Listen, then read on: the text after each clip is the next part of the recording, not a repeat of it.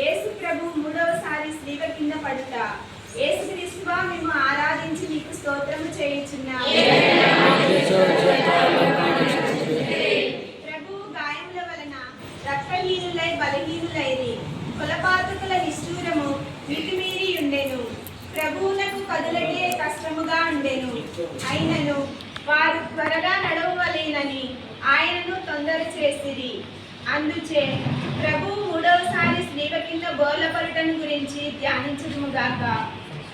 నా రక్షకుడైన యేసువా, మీ ప్రేమను తిరస్కరింపజేసిన నా దుర్గణములను ఈ లోకాశలను జయించుటకు మీరు కపాల కొండకు పోవునప్పుడు పొందిన బలహీనత యొక్క ఫలములను చూచి నాకు మీ వరప్రసాదములను దయచేయండి.